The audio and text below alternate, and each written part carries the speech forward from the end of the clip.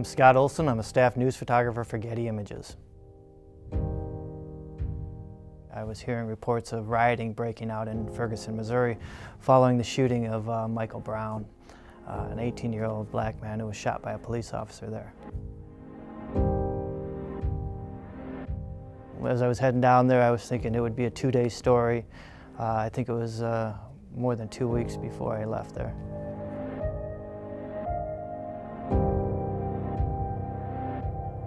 We decided to walk up to the area where Michael Brown was shot and see what was going on up there. And there were people gathered around there, but it was still relatively calm. But within the first 10 minutes we were up there, we started to hear explosions coming from West Florissant, which I think were the reports from the tear gas being fired at people.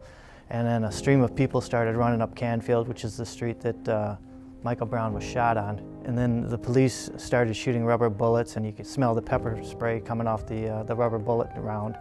And everybody scrambled, including us, backwards. And then the police started moving in. They had ARs pointed at the crowd, AR, which is a military-style rifle. And they were pushing the crowd back. People just started scrambling away and just trying to backpedal, shooting pictures while they were running.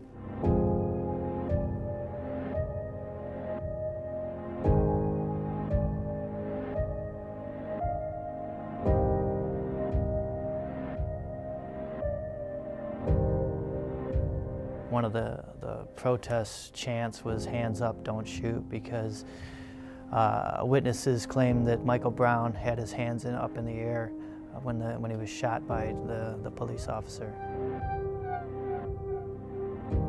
One of the images that seemed to get used a lot was of a woman. She was kneeling down on the ground with her hands in the air.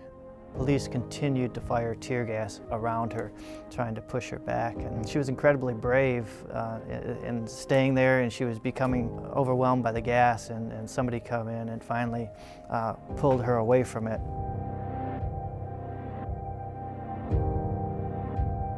The night of the grand jury announcement, however, it got wild.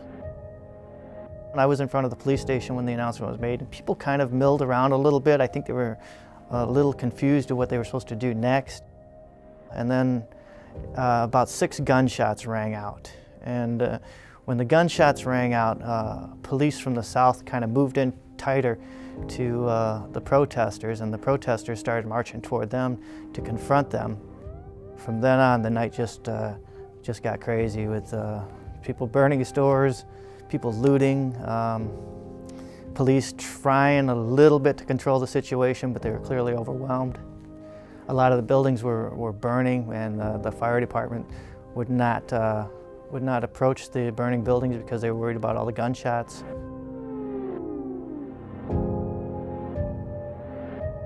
I think this story got the interest it did because people in America are not used to seeing military-style presence from their police forces in a basically what was probably a somewhat quiet suburb before this happened.